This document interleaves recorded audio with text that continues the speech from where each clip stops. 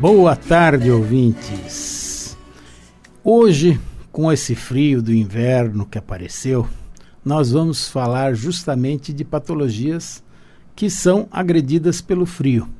E eu trouxe aqui o meu colega, Dr. Cantídio Filardi, ex-chefe do Serviço de Ortopedia do Grupo de Ombro e Cotovelo do Hospital do Servidor Público Estadual, ortopedista também lá do serviço do Hospital Albert Einstein e grande especialista de ombro e cotovelo. E nós vamos falar principalmente sobre essas duas articulações.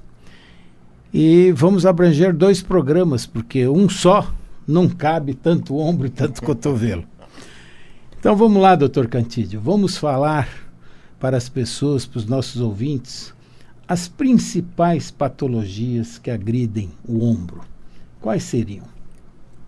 Olha, Dr. Gabor, eu acho que a gente pode dividir as patologias por faixa etária. A gente tem uma predominância de patologias nos pacientes jovens, que são as patologias de origem traumática.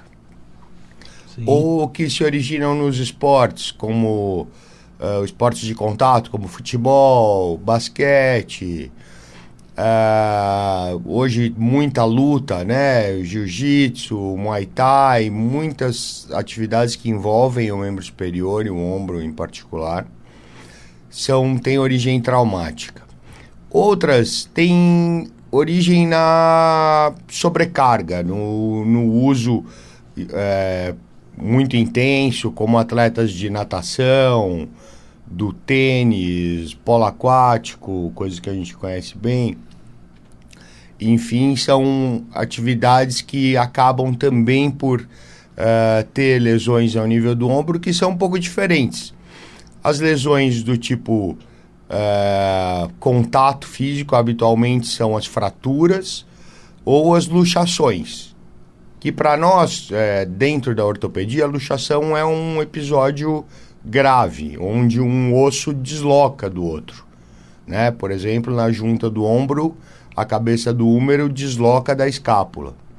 Ou pode, eventualmente, a clavícula deslocar da escápula, que são lesões ligamentares graves. E até essas luxações, eu tenho visto muitas espontâneas, com espirro, com tosse. Sim. Algum movimento mais leve. Banal do dia a dia. E a pessoa fica com essa tendência a ter essa luxação repetitiva. Né? Sim, dependendo do primeiro episódio, né, onde acontece a lesão ligamentar, a pessoa pode não cicatrizar esses ligamentos, que é muito comum que não haja a cicatrização desses ligamentos, e ela passar a ser um luxador recidivante, que a gente chama. E eu, inclusive, eu lembro no tempo que eu jogava polo aquático, tinha um companheiro de equipe, e ele tinha luxação, e ele mesmo colocava no lugar. Sim. Ele aprendeu a colocar no lugar. É incrível, existe, tem atletas de alto nível, de judô, de jiu-jitsu, que têm essa patologia e não tratam, né? Porque é uma patologia habitualmente de tratamento cirúrgico, né? Que tem muito bons resultados, inclusive o tratamento dessas patologias traumáticas. As patologias de sobrecarga, como o levantador de peso, como o tenista, o jogador de vôlei e tal, essas, normalmente, o tratamento é conservador, que a gente chama. Que é um tratamento à base de fisioterapia, medicamentos por um período, muito gelo, enfim, e costumam dar muito bom resultado, principalmente associado a alguma alteração no treinamento, né? O que está lesando aquela pessoa, que tipo de atividade está machucando. Tipo de esforço, né? Repetitivo. Para poder alterar o treino, melhorar a situação da pessoa sem ter mais lesão. E tem, obviamente, as patologias que é de grande incidência no ombro, que são as patologias de origem mais degenerativa, né? Que são decorrentes da nossa idade. Então, que são as tendinites crônicas, a lesão do manguito rotador, que é muito comum, que é O manguito rotador é um conjunto de tendões que cobre a cabeça do húmero e faz com que a gente execute os movimentos. E o ombro é uma articulação interessante, porque ela é uma articulação única do nosso corpo que é pendurada no corpo. Diferente de uma articulação do quadril, do joelho, que são articulações onde o encaixe é melhor. Então o ombro ele realmente é pendurado, ele é sustentado por um conjunto de ligamentos e músculos. Os músculos que envolvem a cintura escapular, onde está o ombro, né? São mais de 30 músculos para executar qualquer movimento básico. A gente acha que não, mas abrir a porta de um carro, ou sustentar um braço para digitar, ou enfim, a gente gosta de falar muito de atividade esportiva tal, mas a atividade do dia a dia acaba mais lesionando a pessoa. Não, eu lembro, eu tive uma lesão de ombro, que você lembra, inclusive o Dr. Cantídio que nos tratou, em que a grande dificuldade minha era pegar alguma coisa aqui atrás. Eu não conseguia pegar nada aqui atrás. Então era um pequeno movimento, mas que era uma limitação importante para aquela sobrecarga para mim, de um esforço que era muito grande. Então, esse conjunto de tendões acho que de tudo, é a patologia mais frequente do ombro. É a patologia do manguito rotador, como patologia que acontece com a idade. Além disso, a gente tem as artrites, né? As artroses mesmo, que são desgastes da cartilagem, que é um tecido muito liso. É um processo degenerativo crônico, né? Crônico. E, então, são patologias que acometem o ombro. Acho que, basicamente, a gente consegue dividir por idade, porque as traumáticas são em pacientes mais jovens e as degenerativas de acordo com a idade da pessoa e, obviamente, com o que ela fez. Então, professores que escrevem muito na lousa, dentista que usam muito o braço numa posição onde não tem apoio, ou pessoas que trabalham em situações onde a ergonomia não propicia que os braços fiquem apoiados, né? Começam a digitar com os braços no ar. Pintor, o mecânico que precisa trabalhar com o braço para cima. Então, essas situações onde o braço fica para cima da cabeça, do ponto de vista anatômico, biomecânico, para o ombro é complicado, porque é uma situação onde chega muito pouco sangue no braço, né? Eu vi um eletricista que trabalhava justamente com o negócio de lâmpada, e ele ficava desesperado, porque ele falava, doutor, eu não consigo trabalhar. Sim. Eu trabalho 2 minutos e já tenho que abaixar o braço e tal. Então, são patologias muito frequentes. O tratamento, é óbvio que as patologias do ser humano são as mesmas desde que o ser humano é ser humano. Sim. O que tem mudado é a forma de tratar. O que hoje a gente tem conseguido são tratamentos diferentes para cada patologia. Temos conseguido estipular tratamentos de acordo com a solicitação da pessoa e não só com a idade da pessoa, né? Porque hoje a gente tem muita gente que era considerado idoso no passado, né? Quer dizer, eu estou sendo quase considerado um idoso, porque eu faço 60 anos, então eu vou poder ter o cartãozinho de idoso. Mas hoje sou praticante de atividade física, sou nadador, vou para academia, pego onda, enfim. Então a gente considera diferente hoje as pessoas, não existe pela cronologia, né? Não pela cronologia, sim pela biologia da pessoa. Então acho que os tratamentos a gente tem conseguido fazer um tratamento direcionado para cada patologia, para cada pessoa. Enfim, à la carte, vamos dizer assim. Antes da gente falar de tratamento, eu gostaria que o senhor explicasse para os ouvintes, porque isso é uma dúvida constante deles. Qual é a diferença de uma bursite? Qual é a diferença de uma tendinite? e o que é o ombro congelado, entendeu? Porque eu acho que isso traduzido para o leigo Sim. vai ficar muito mais fácil para eles, e aí você fala do tipo de tratamento, e eu falo como que nós, na medicina chinesa, nós vemos essa patologia. O que você acha, não é? Acho muito Não, legal. boa, então, Acho muito legal. Vamos começar pelo mais simples, então, em tese mais simples, que seriam as bursites. A bolsa, do grego, bursa do grego é uma bolsa para nós. E a bolsa é uma estrutura gelatinosa que fica entre o tendão e o osso, e ela existe em vários lugares do corpo, mas no ombro ela muito comumente se inflama. Quando a bursa se inflama, ela produz líquido para tentar aumentar o processo de deslizamento, de não ter atrito entre o osso, os tendões e o osso, que é um momento onde ela passa a doer. Ela está inflamada, está cheia de líquido e ela dói.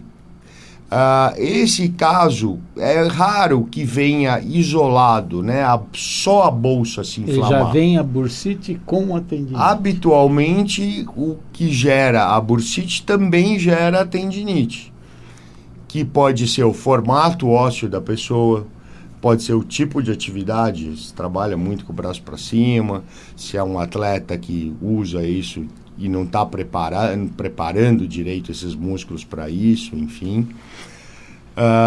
É que o leigo sempre usava a palavra bursite. Bursite, eles adoraram para tudo, para caracterizar tudo. Exatamente. Exato. E não é bem assim, né? Não é exatamente assim. É muito raro você ter uma bursite isolada.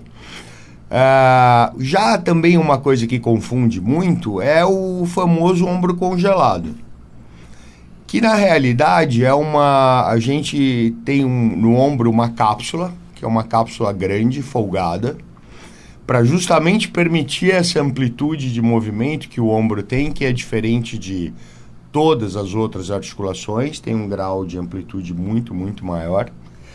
E essa cápsula, ou por trauma, ou por patologias como diabetes, como patologias da tireoide em situações descompensadas, enfim,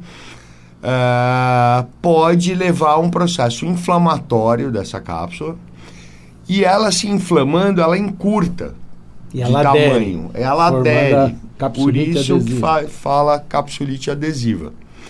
E é uma patologia, assim, apesar de extremamente dolorida, chata, ela é uma patologia que habitualmente não é grave. É uma patologia que tem um seu curso limitado, né? A gente chama de autolimitada, ela começa por uma fase que tende a ficar mais agressiva depois de um período, limitando muito o movimento e doendo bastante, né? E muitas vezes com a ajuda de vários métodos, né? Com a acupuntura ajuda muito, algum tipo de fisioterapia, como calores profundos, enfim, tem várias técnicas que podem ajudar a desinflamar e aos poucos relaxando essa cápsula que estava muito contraturada, muito inflamada, e voltando ao movimento normal. Então é uma situação, apesar de muito chata e às vezes demorada, é uma situação relativamente benigna se você for pensar em tratamento. Já as tendinites crônicas, muitas vezes, elas degeneram em roturas dos tendões. Esse é o maior problema. Né? Então os tendões acabam por romper, e aí a gente tem que encarar várias situações para definir o tratamento, né? Então você tem uma rotura num paciente que foi por um trauma, caiu de uma escada, caiu da bicicleta, que hoje é uma atividade que a gente tem tido muito tipo de lesão pelo aumento do número de ciclistas, enfim, é uma coisa. Outra coisa, então, normalmente uma situação dessa, a lesão se transforma numa lesão cirúrgica, onde você consegue fazer um reparo do tendão e devolver a pessoa relativamente rápido para a vida normal dela. Outra coisa é uma pessoa com 80 anos que tem uma lesão degenerativa, e que rompeu parcialmente esse tendão, tem dor, mas o tratamento habitualmente nesse tipo de caso é um tratamento diferente. A gente tenta muito o tratamento conservador, né? Onde as medidas cirúrgicas a gente deixa para um extremo, quando a pessoa não suporta a dor e passou por vários tratamentos sem sucesso, né? Que são patologias todas do manguito rotador, de uma forma geral, né? De todos os músculos que ali que é um conjunto de músculos que saem da escápula e vão para o húmero. E é uma situação que a gente, para ficar em pé, você está usando esses tendões. Para caminhar, você está usando esses tendões. Para segurar um copo, para escrever. Dos quais eu tenho notado uma coisa muito interessante, eu não sei se essa é a verdade, você como ortopedista vai poder me falar, mas os pacientes que mais têm dor são os que têm ruptura do supraespinhal. Sem dúvida. Pelo menos os que me referem. Sim, sem dúvida. Supraespinhal eu tenho visto é o mais difícil de tratar. Sim. Então eu sempre falo para o paciente, dá uma olhada no seu exame quando ele liga, fiz uma ressonância, vê se o supraespinhal está envolvido, porque desse eu tenho medo. É o único que eu tenho medo. Né? Ele é o que mais frequente rompe.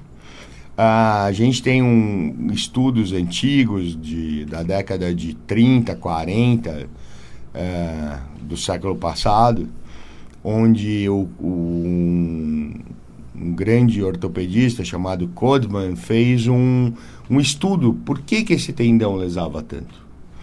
Então chegou-se à conclusão, desde aquela época, e que hoje a gente conseguiu comprovar isso com exames de ressonância magnética, enfim, que existe uma zona muito pouco vascularizada nesse tendão, né? Então o sangue chega muito pouco. E em situações onde você está usando o braço, onde você levanta o braço a 90 graus, por exemplo, o sangue não chega absolutamente nada nesse tendão.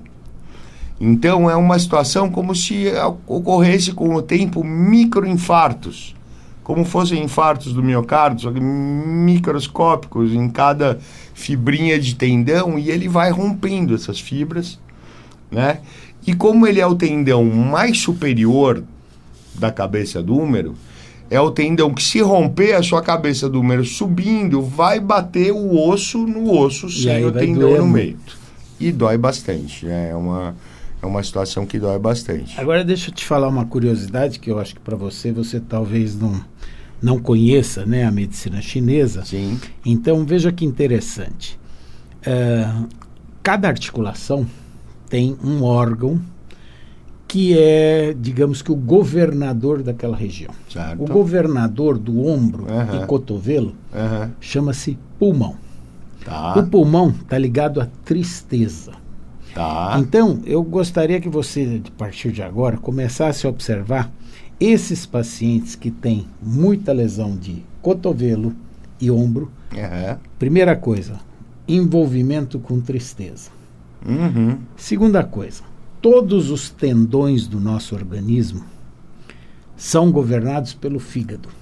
Tá. Então, todas as tendinites têm o fígado em si lesado. Por isso que um ombro, nós temos que tonificar o pulmão, tonificar o fígado.